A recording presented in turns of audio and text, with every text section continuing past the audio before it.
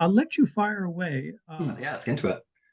All Okay. right, so welcome everybody. Thank you for joining us once again. I am here today with a very special guest who, of course, needs no introduction if you are a scholar or a researcher or a practitioner, to the extent that's possible, of Hermetism. I am here with Dr. David Litwa, who, of course, is the main translator of the Stobaean Hermetica or Hermetica II, as well as fragments of church fathers. And various other testimonies of Hermes throughout late antiquity. So, Dr. Litwa, thank you so much for giving us your time today. Absolutely. Glad to be here. So let's get into it. I guess I have a sort of a general list of interview points or questions, and then a couple of like minute questions or so from members of our community as well. That'll be fascinating to get your take on. But I think I want to start, I guess, this conversation by, I guess, defining our scope to a certain extent of what exactly, when we talk about sort of hermetisms or hermetism in late antiquity, what exactly are we talking about in terms of a defined system or a continuity of ideas, essentially? So what kind of is our scope when it comes to Hermetica? Well, I think, as in many fields, you could talk primarily about ideas or about people. It really will change your approach if you start wanting to talk about the sociological movement of Hermetics and Hermeticism. If you want to talk about ideas, that's a little bit easier because, of course, the ideas are based in the texts, presumably. And although I would not want to talk about a system, basically, I think you can have any text be Hermetic that is attributed to Hermes Trismegistus, Hermes the thrice great. And that seems to suit people in antiquity pretty well. I mean, I know that there are systematizers out there who have tried to create like a Hermetic systematic theology. Most famously, like André Jean Festigier wants to kind of present a kind of cosmotheic system. And that's based on mainly prioritizing those 17 or so, depending on how you count them, Byzantine tractates that were essentially put together by Christians. And then that gets to be called the Corpus Hermeticum. But as I like to say to people, that's not really how an ancient person would approach this material. They wouldn't restrict it to a kind of corpus of defined treatises. They certainly wouldn't omit material or prejudge material like what we call the Stobaean Hermetica. I mean, the Stobaean Hermetica are just those Hermetic treatises, many of which didn't end up in the Byzantine collection, that were excerpted by someone in antiquity. And so they're just as important as the Byzantine collection. We've also got all sorts of Hermetic fragments that show up, among other people, quoted in part by Christian fathers and others. They show up in the Nag Hammadi library, of course.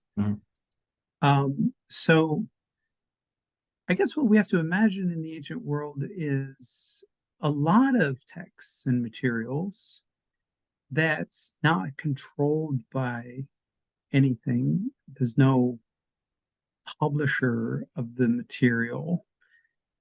People are writing and reading whatever they can get a hold of. And I don't see a center and a periphery for Hermetic texts. So I'm often confused by the modern kind of approach that looks at the Corpus Hermeticum and makes that the center and everything else the periphery. Everything Hermetic is attributed to Hermes Trismegistus, and that's all you need to have something hermetic, in my view.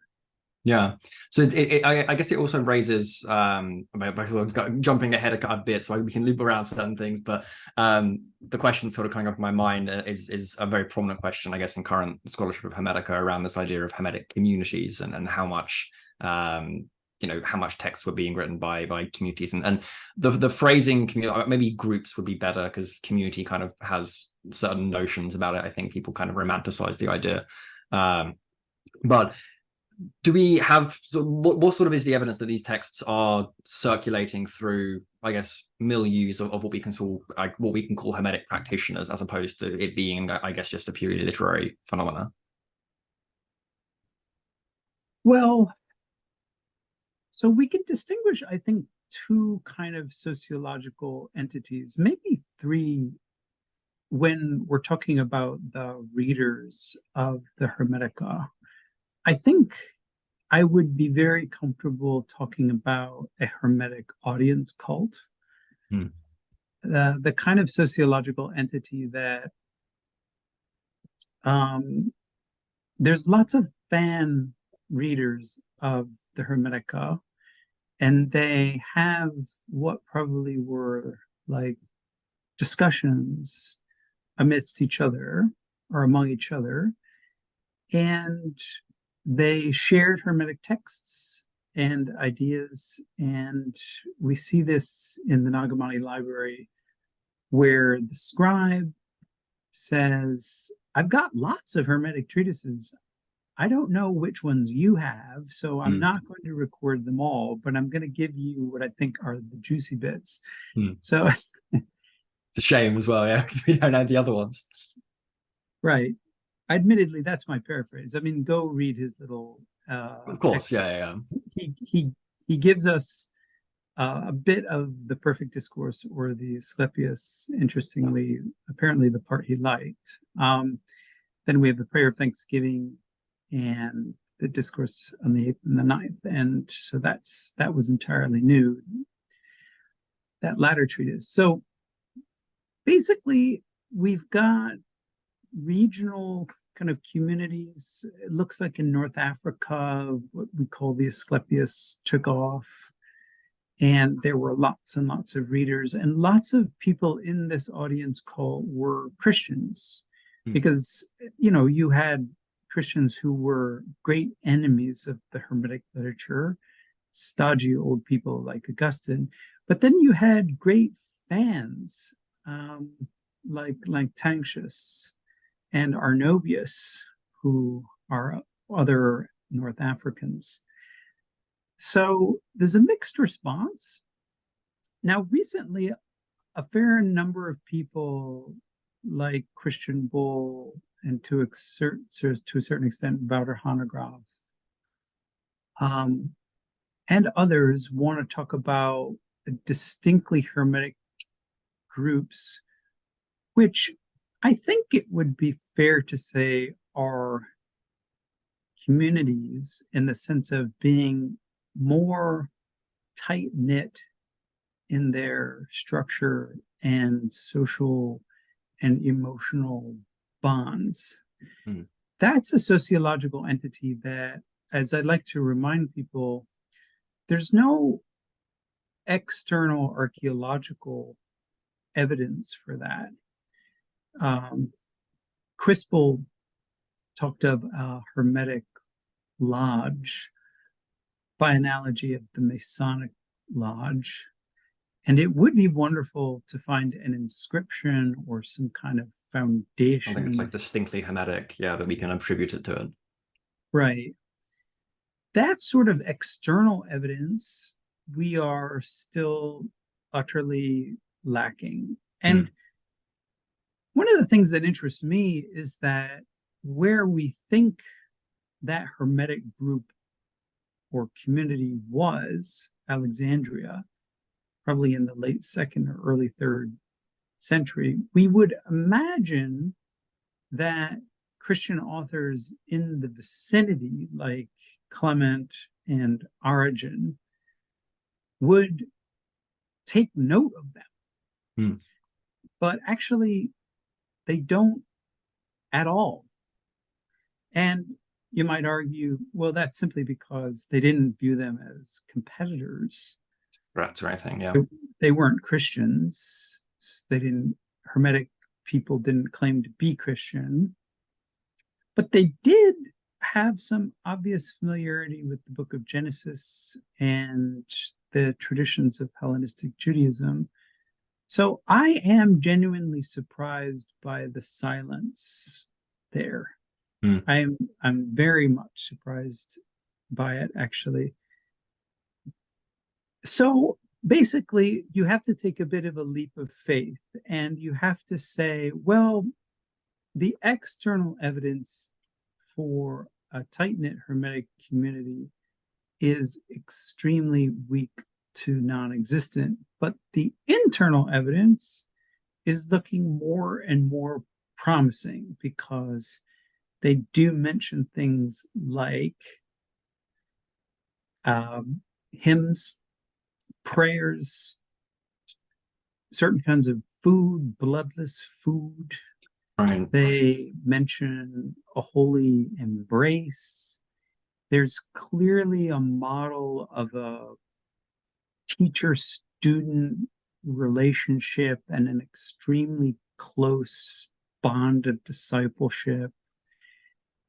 Now, the issue here, though, is, as any good writer of historical fiction will tell you, that there is the narrative representation of something, of a ritual or a social practice going on.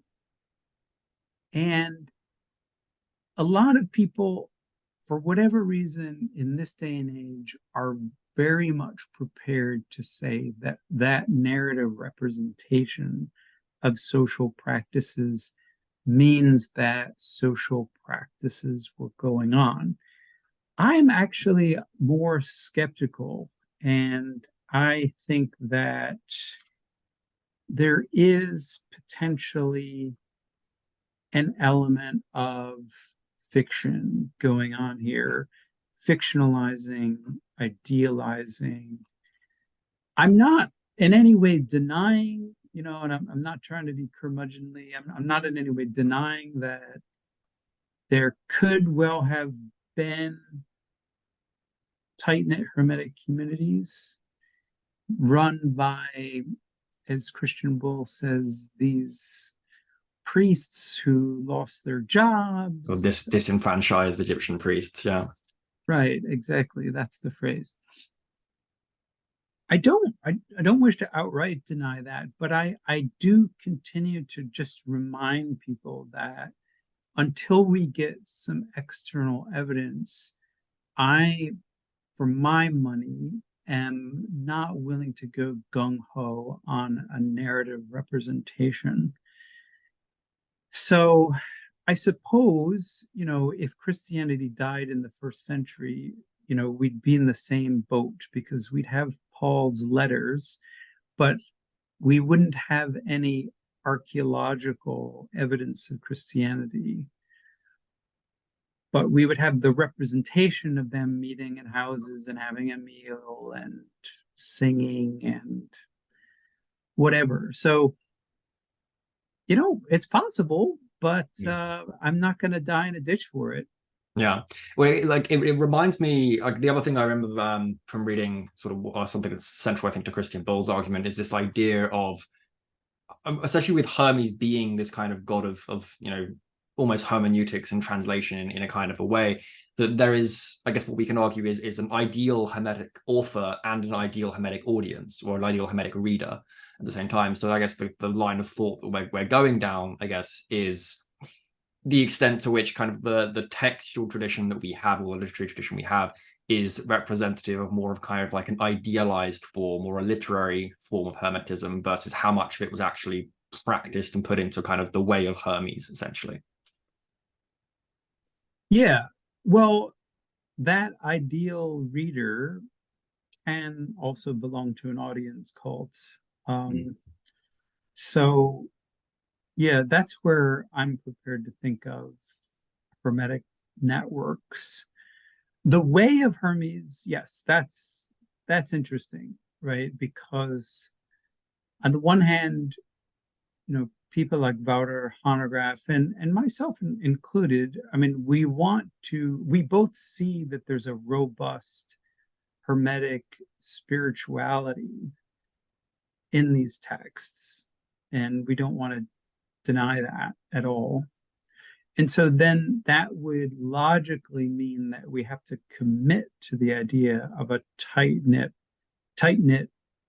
spiritual group of Hermetists who are implementing the spirituality. But again, I would say that I would just caution that I think, one can engage in Hermetic spirituality without the tight-knit group. It's sort of like today, we would think of a YouTube phenomenon, where lots of people, are on YouTube and, subscribe to various esoteric channels. They read the Reddit posts on, Hermetism, and they're very informed, and they're also very spiritual people. And they engage in the principles of Hermetic spirituality, but they don't belong to a Hermetic church or lodge or whatever. I rather think that something like that is also going on in antiquity. At least that's where I would put most of my money at the moment.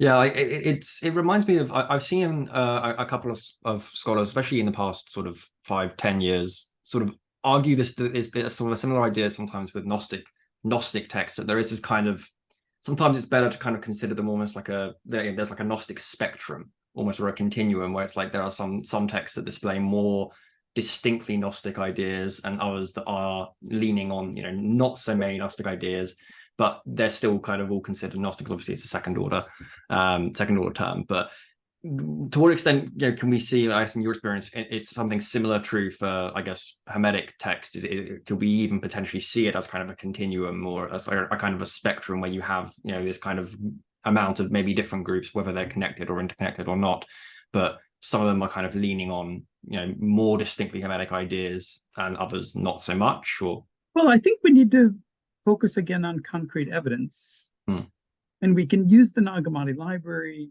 to help us. In the Nag Hammadi library, or if we don't want to call it a library, a set of codices, we know that it includes Gnostic and Hermetic treatises, but it appears to be read by monks, maybe specifically Pachomian monks, who would identify as Christians or Catholics rather than Hermetists or Gnostics, even though they were reading their Egyptian heritage. right. And maybe on a general level, we could say that they were following the principles of Gnostic and Hermetic spirituality. Probably none of them believed that the creator was evil, but they still read almost 30 texts which clearly portrayed the creator in either highly negative or at least somewhat neutral terms. So, or I should say, kind of terms in which he was clearly distinguished from the high deity. So, it depends on what readers are reading for. When you read a book or a book on spiritual wisdom, you don't agree with everything. You can agree with 85% of it and get a lot out of it. But probably, at least in the case of Nag Hammadi, most monks would not agree with Hermetic writers that the world is a god, or that the world is God, or that the world is the image of God. They're so biblically focused that they limit the image of God to humanity, classic Christian doctrine. But they're willing to read a text which says, no, the whole world is the image of God, and they're willing to benefit from that material.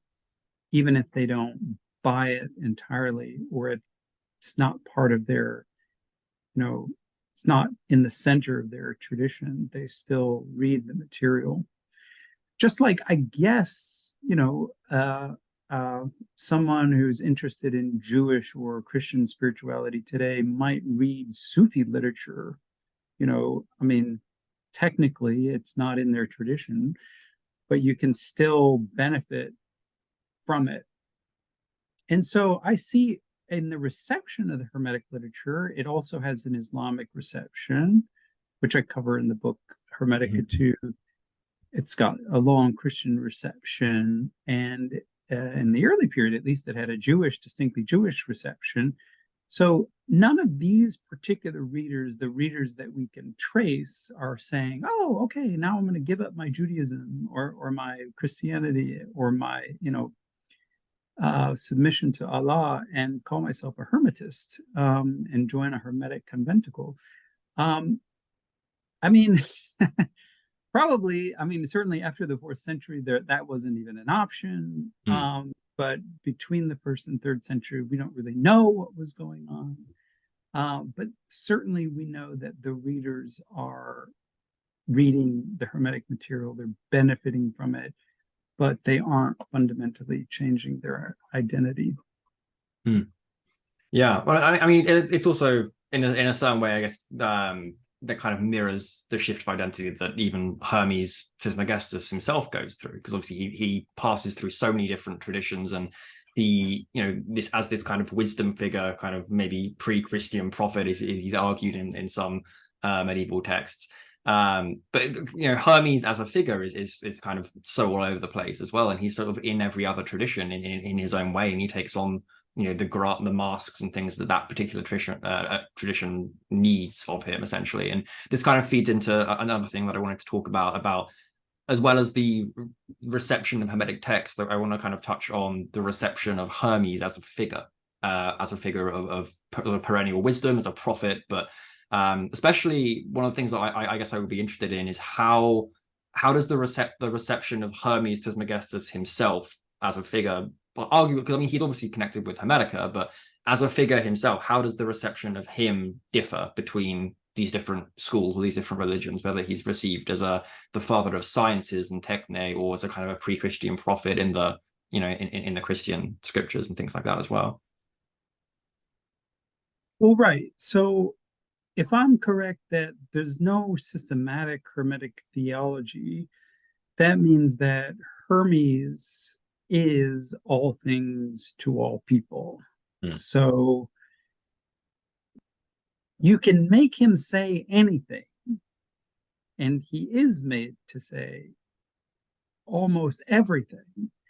And ironically, that contributes to his reputation as knowing everything.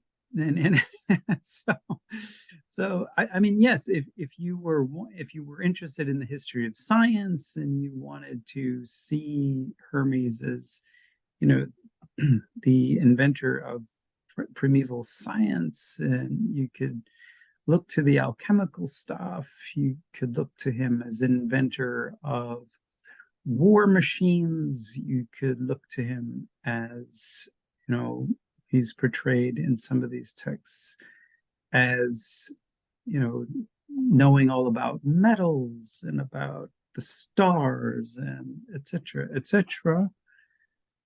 But that's not necessarily everybody's Hermes. That's not everybody's cup of tea. And, depending on your interests, you will look to him for other things. Those who are interested in the Renaissance, they portray the electrifying impact of Hermes as a pre-Mosaic prophet. But of course, that doesn't mean that he's outside of the biblical traditions, because in the Islamic sources, some of them are happy to identify him as simply a pre-Diluvian sage like Enoch. Sometimes, he is Enoch. So you can still absorb him in the biblical tradition. And at that point, when you reach the very late antiquity in the Middle Ages, there's no, native indigenous hermetist from Egypt standing up and saying, how dare you appropriate my tradition? And by the way, Egyptians are so much older than what you imagine. I mean, they're even older than your biblical calendars. But that didn't stop Christians, chronographers, and Islamic chronographers from simply fitting him somewhere in the pre-Diluvian era, and still believing that the universe is only 5,500 years of age. So he is literally all things to all people. You could have a purely magical Hermes, I guess, like something in the Picatrix or something like that. If you wanted to, that could be your whole focus. And I think, Christians, they also want to see him, as well as Muslims, they want to see him prophesying a version of monotheism. I mean, that's a hard one. You have to struggle hard with that. They have to reach a little bit for it. Yeah. But I mean, again, at least in the Christian tradition, there's this whole emphasis on, typically they focus on Jewish prophets of Christ, but eventually they get around to incorporating the Sibyl and Hermes, and you only have to, learn theology from Michelangelo in the Sistine Chapel. Look up and you see the Sibyl alongside Jeremiah. And, so Christians are able to integrate Hermes and, in a sense, I guess, domesticate him, and plug him into their tradition so that he's not a threat. And that's really the accomplishment of the Renaissance. Of course, you could also argue that, he never really ceases to burst the bounds of the tradition. And so nowadays, we're back to a purely pagan Hermes, and that's fine too. Again, he's all things to all people. Yeah, so I mean, I guess part of one of the things I'm interested in is what I guess also makes Hermes able to be received by later Christian tradition as well. Like the thing that comes to mind, as you mentioned there, a lot of the Christian tradition is drawing on, I guess, older Jewish prophets to start with, and even Hermes himself. Even in the Corpus Hermeticum, we have certain Jewish influences. I'm thinking of sort of Corpus Hermeticum 3. I think arguably is sort of redacted and quotes Genesis in certain portions when it talks about the creation of different reptiles and water animals, things like that. So, do you think that the kind of the Jewish or Hellenistic Jewish portions in corpuses like the Corpus Hermeticum, for example, they aided in sort of Hermes' sort of receptivity into Christianity later on?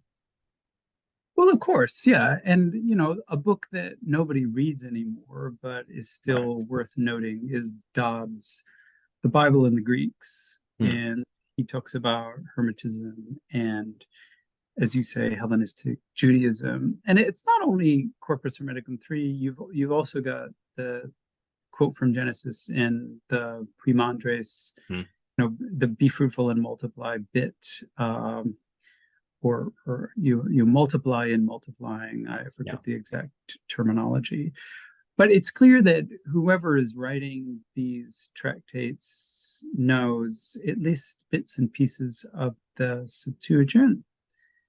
And if you ask me, I think it's often a mistake made by people that, okay, so that has to mean direct contact with Hellenistic Judaism. Well, not necessarily, because certainly by the 2nd century, and especially by the 3rd, really the keepers of the Septuagint are actually Christians. The Jews are starting to basically eliminate it from their synagogue readings, and they're switching to other translations like Symmachus. So I think that could be just as good evidence as contact with Christians who are reading the Septuagint and have basically assimilated that aspect of Judaism. But in the end, yeah, I mean, we don't know. Maybe we don't want to argue. Maybe we don't want to make too strict a distinction. But certainly in Alexandria, we know that by 117, the Jewish population had been decimated in a vast pogrom. So who's upholding the Jewish tradition between 117 and about 250? Well, there were probably still Jews around, but they had lost a lot of their cultural and symbolic capital. So really the people engaging with the Septuagint in Alexandria, to me, are Christians primarily. And they are also the first receivers of the Hermetica. So the sort of early Christians would have potentially formed, but like maybe even a part of the early sort of ideal audience almost, or maybe Christians were reading these early texts. Absolutely, no, it's a fact. Yeah, so you've got Tertullian, and he's big in North Africa for whatever reason. Tertullian, for whatever reason, we have to wait till Cyril of Alexandria to get big interaction with Hermetic thought. The great mystery is why Clement and Origen don't seem to care too much, although that, for most people is presumably the heyday of the Hermetic movement. So that continues to be a mystery. But yeah, as we move on in time, more and more Christians take note of it and choose how they want to deal with Hermes. Yeah. Yeah, because the one that's coming to mind, like right off the top of my head, the most important one is probably Augustine with City of God. He quite extensively quotes the Asclepius. Yeah, no, he's greatly threatened by Hermetic thought for whatever reason. Takes an extremely oppositional stance. Well, we know the reason. It's because he thinks that it's idolatry that is promoted in the Asclepius. So he's willing to jettison the entire tradition and to give the most ruthless and often insensitive attack. And yeah, then that successfully kind of cooled off, at least Christians in the West sort of, they cool off from venerating and appreciating Hermes. And, but in the East, yeah, you still got quite significant engagement up until late antiquity. And then, of course, when the Muslims take over in Egypt, they very quickly find a way to deal with Hermes as well. Don't ignore him at all. Yeah, well, yeah, the Arabic tradition of Hermes and even the Arabic Hermetica in general is still kind of, to a certain extent, still being studied and coming into its own in scholarship. And it's still, it hasn't extensively been studied, I don't think. Yeah, absolutely. Yeah, no, I mean, the more the merrier, because that reception, again, it shows just how easily vigorous monotheistic tradition can still make use of Hermes. I suppose, again, if there were living Hermetic communities, we would call it appropriation and maybe even, wrongful appropriation. But if we're just wanting to be neutral, it is part of the reception history. And that's all that I try to show in my book. It's got a very long reception history, very rich. Yeah, so let's talk a little bit very briefly about your book then, because I love it. It's amazing, as expected. But I'm just curious, having read like Dr. Hanegraaff's newest one, the Hermetic Spirituality, he's very meticulous, I guess, with translation choices and sort of reintroducing kind of neologisms back into kind of English, because he kind of talks about this idea how English maybe isn't the best language to be able to sort of translate concepts across, like nous, logos, whatever it is. So were there any kind of sort of conventions or approaches you took when you were translating, I guess, the Stobaean Hermetica or the fragments to kind of do something similar, or bearing in mind kind of, well, I guess what I'm asking is what was your hermeneutical approach when you were translating? Well, translators can take a number of approaches, but I think a translation should be a translation. Like a literal translation? Or No, no, no? I think that we should avoid just transliterating Greek words Hmm. and putting them into the English. In general, there are certain words that have been adopted by that have gotten a widespread use. One of them being gnosis. That's sort of been adopted as a calque into English. Gnosis is just common enough where you can just get by talking about gnosis. I think that's my sense of how people speak on YouTube anyway. But when we're talking about something like nous, okay, nous, we're not there yet. No, Yeah. no average person knows what nous is. Yeah. So I quite applaud. I mean, Wouter is right on target when he says, you know, when we're talking about nous and noesis, we're talking about something higher than rationality. We're talking about something deep and something that doesn't really have much to do with normal human cognition. And so if we use terms like thinking or conceiving, even imagining, we are not going to get to what nous or noesis really meant. And he's right about that. But of course, someone could say that, well, English, if we've gotten it wrong in the past, we can still try to get it right. And, we're not there yet. So what I decided to do in Hermeticus II is to translate nous by consciousness. And what I meant there was something more like cosmic consciousness, higher than normal ratiocination, higher than normal human cognition.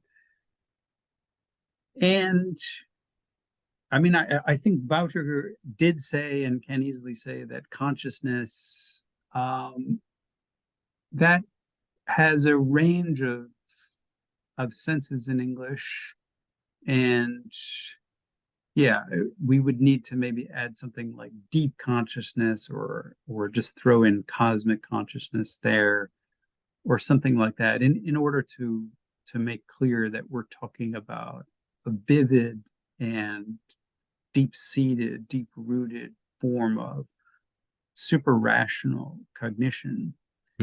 So I completely take that point, and that's why I tell people in the book that that's what I'm doing, and so you can be aware of what I'm doing. And I try to be consistent, at least, in what I'm doing. But in the end, yeah, we haven't found the perfect translation. What I will say, though, and this is important to keep in mind, just in terms of Greek, that noeo, which is the verbal form of nous, and noesis, I mean, that has quite a range of meanings in Greek as well. It's not like it couldn't mean think. I mean, it can mean to think or to imagine or to conceptualize. But I think Wouter's point, and it's a good one, is that specifically in the Hermetic literature, it means something deeper or higher than that. Typically. Right, they have the sort of, they're using their own meaning, and it's not just for nous either. They have kind of their own meanings for a lot of general sort of philosophical Greek terms, whether it's logos or I think ion is used differently because usually it means eternity, but I think Corpus Hermeticum 11 uses it in a different kind of context to mean something like the imaginative faculty of God or something, or within God or something like that. I think Walter actually did an article on it a few years ago. Actually, now I'm thinking about it, I can't remember what it's called off the top of my head. But yes, carry on. They use multiple different terms in different contexts, I guess. Right. Yeah. So Ion, that's another example, and that's everywhere. That's in Gnostic literature. That's in the New Testament. That's in Hermetic literature. That's another tricky one because again, in English, we can talk about the aeons. There is an English aeon, E-O-N, which obviously comes from ion. But yeah, that doesn't really work as a translation. The important thing to keep in mind there is what I would tell anyone working on Greek with me is simply that ion has a spatial or a temporal meaning. Temporally, it can refer to eternity or the entire span of life, of a human life, or spatially it can refer to a realm. And some people who translate Gnostic literature, they just say, yeah, we're going to use ion. We're not going to try to translate that. And again, I push back on that and I say, okay, well, with ion, we're never going to be able to get absolute consistency, but we should still translate it. So sometimes we're going to have to translate it in spatial terms. Sometimes we're going to have to translate it in temporal terms. And that becomes the translator's choice. But if the word hasn't yet reached a level where it's common English, I don't think I think it is problematic, potentially even a bit lazy, just to leave it in transliterated form. Because in the end, either the reader is going to know what the word means because they've learned Greek, or there's been a long footnote explanation of what's going on, or they're not. And the people in the not category are probably about 95% of just people picking up my book in a bookstore. They're not going to, they need the translator to do some of that work for them. And so that's my strategy. And of course, I let everyone know what the strategy is so that, if they're reading the footnotes, they will gather that. Yeah. Yeah. Makes total sense.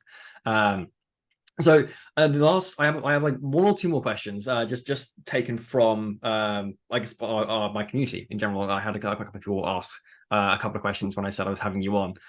So if we could just go over them real quickly, that'd be brilliant. So one of them, let's have a look here.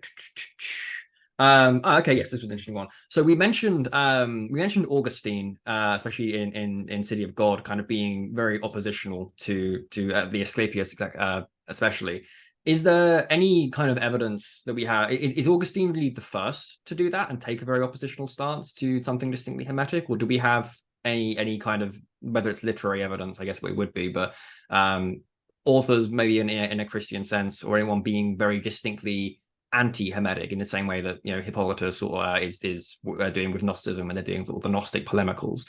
Do we have anything equivalent, whether it's from Christian sources or Jewish sources or anything, that are in late antiquity, at least prior to Augustine, that are being anti-Hermetic?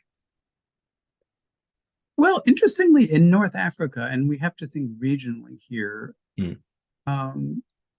Gus, as we might call him, is the outlier, and he basically ruins it and sours it for the entire Western tradition.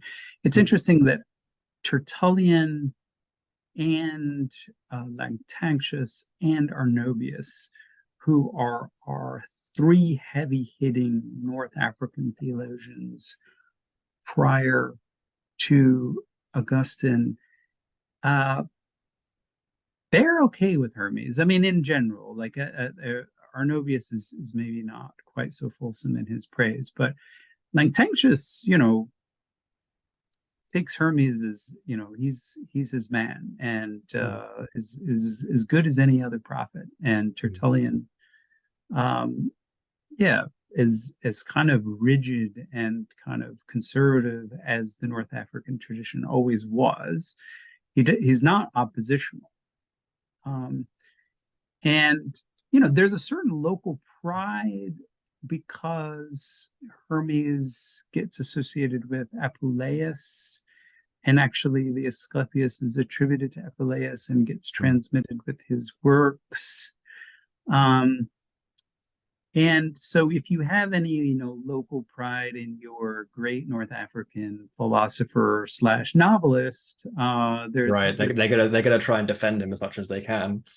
Yeah, I mean there's that, and so until about the 420s, when Augustine's ruthless, systematic, overwhelming, sarcastic condemnation of the Asclepius comes down the pike. Until that point, North Africans were surprisingly quite pro-Hermetic, yeah, quite pleased with Hermes. And again, in that case, we cannot at all speak of Hermetic communities, but we can certainly say that there's Christian readership of the Hermetic literature, at least the Hermetic literature that made it into Latin, and they were all pretty positive until we get to Augustine. And in other areas, it signifies other things. So again, just check out my book. I'm not utterly comprehensive. I mean, I'm sure there will be people who will find stuff that I didn't, but I try to be comprehensive, especially for antiquity. So you can see who's positive and who is negative. But I would say that, looking in Egypt as well, among Jewish and early Christian authors, until we get to Cyril, who's sort of like the Augustine of the East, I guess. There's a generally, an open-minded attitude toward Hermes and Hermetic literature. Yes, I mean, it's interesting. It strikes me because Augustine is primarily working off the Asclepius. I mean, is there any references to anything other than the Asclepius in Augustine? Because like what's coming to mind is the Asclepius is kind of it's very distinct, like because he objects to it on idolatrous grounds, like you said, right? And I would assume he's reacting against kind of the whole discussions of statue animation and us making gods and all that kind of thing, right? Yes. So if Augustine had gotten his Egyptology degree, or had taken a course in Egyptology, right, the ceremonies of the opening of the mouth and how to enliven a statue, I think he would have understood what was going on in the Asclepius. But from his perspective, in his late 60s as a bishop in Hippo, he is just floored by the invocation of the demonic and just sees Satan everywhere. Augustine famously doesn't really read Greek, not well anyway. He can, he forces himself to work through several Psalms, and he can identify Greek words and tell you what their meanings are, but he's not really a reader of Greek. So yes, it appears that the only treatise that he had access to was the Asclepius because of the language barrier. And that's unfortunate for Augustine, but he never quite mastered Greek. Because it makes me wonder, I guess, in that case, if he would have been more receptive to, say, if he got his hands on the text that we now call the Corpus Hermeticum, or even on the Stobaeans, because there's not as much. In the case of the Corpus Hermeticum, there's almost no mention of statue animation or sort of those idolatrous practices. If he would have been more receptive to something like that instead. Well, right, and that's just the point. That from the perspective of a native Egyptian or Hermetic thinker, those aren't idolatry. That's the Christian name for sacred statues we don't like, even though we have a number of our own. I mean, so yes, absolutely. There's a lot to like, and one point that I'll mention is in the Christian tradition, there is in Alexandria this tradition of the God human, what I'd like to refer to as theanthropy, the view that God is a primal human. That shows up in the Poimandres. It shows up in the treatise of Eugnostus in Nag Hammadi. It shows up in Valentinus. And so for whatever reason, like if I was thinking that antiquity was logical, and we knew that the Poimandres was an early treatise, I would think that Valentinus and Eugnostus and others would be like, yeah, we believe in the God human. And, Hermes Trismegistus, our boy, talked about this in the Poimandres. They never do that, which probably signifies that the Poimandres really isn't 2nd century, but probably 3rd. But again, we don't know. We really don't know. But that's one of these Hermetic ideas that at least 2nd and 3rd century Christians in Alexandria, they like that idea and they run with it. So I would say that's positive reception, probable reception. Right. Yeah. They never cite it. Right. Of course. I'd be curious as well, because I know Wildberg's new translation of the Hermetica is coming out, I think, hopefully either or hopefully next year. But I remember when I read some of his papers, he's arguing arguably for an earlier date for some of the Hermetic tractates, potentially back into the Hellenistic period, or 1st, 2nd century. What do you make of it, out of curiosity? Well, Wildberg is going to change everything, and either you will hate him or you will love him, because basically, and I was a reviewer for his book, so I know what's coming. Right. But yeah, he will tell you that lots and lots of things in the Corpus Hermeticum, which is the Byzantine collection, right, which I've tried to appeal to all your listeners and viewers. That's not necessarily the center, Right. It's just one of many things. Yeah. It's just almost like a random Christian collection of Hermetic treatises. Yeah. But what his primary argument is that the Christians who passed that set of treatises along, not all of them Christians, but many of them,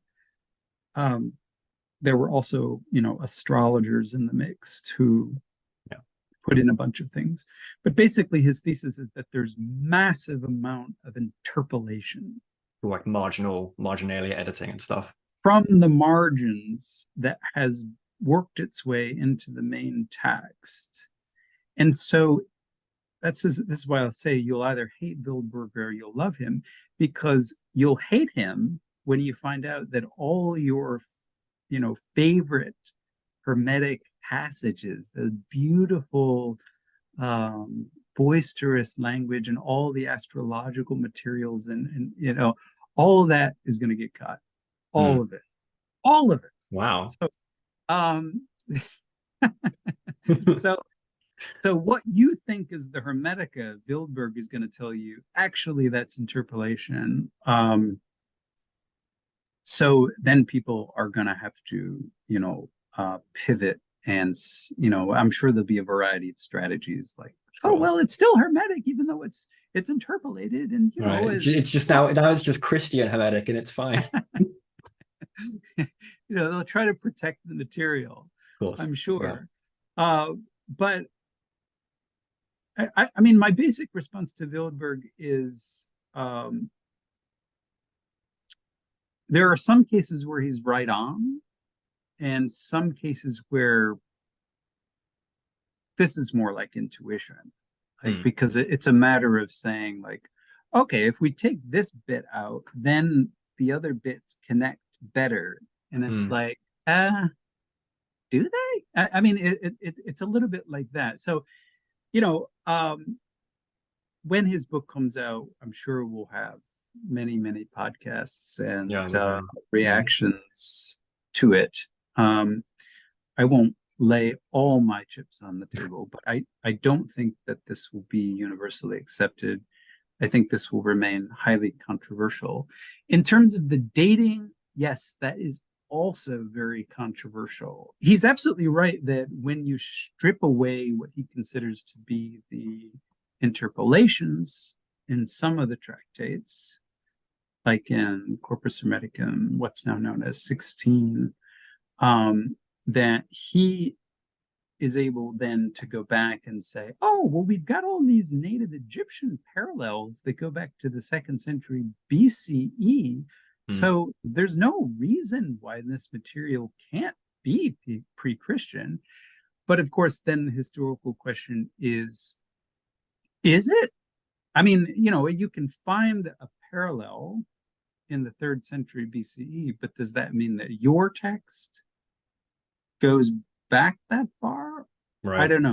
Again, that will be something for you and your viewers to ponder very carefully. Yeah, fascinating. Well, that's the end of my questions, as far as I can tell, my list. So I want to make sure I give you a second or two to sort of do shameless self-plug, because I know you have your own YouTube channel where you are doing or giving out some lectures and things, and you also have your own Patreon. So can we talk about that for a little bit? Yeah, so just briefly, I don't the YouTube channel is just more or less a hobby. I don't have the technical skills to produce amazing graphics or anything like that, but you'll find there lots of basically PowerPoints and other kinds of material where I look through the Nausines, and I'm now doing a series on the Secret Book of John. And if you want and I've done a full series on the Nag Hammadi Library and these alternative Christian groups based on my book, Found Christianities. And yeah, but if you want where I really put in most of the effort and where you'll find the full series and reflections and a lot of my summaries of modern scholarship, you'll find all that on Patreon. And so check that out. You don't have to subscribe anymore just to check out the content, so you can look at what's on there and decide if it's for you. And I appreciate all the support that people are happy to give. Yeah, brilliant. And I'll link everything down below so people can find you as easily as possible as well. So Thanks. All right. Well, Dr. Litwa, thank you so much for coming on and answering all our questions and talking. This has been brilliant. Excellent, Chris. Thank you.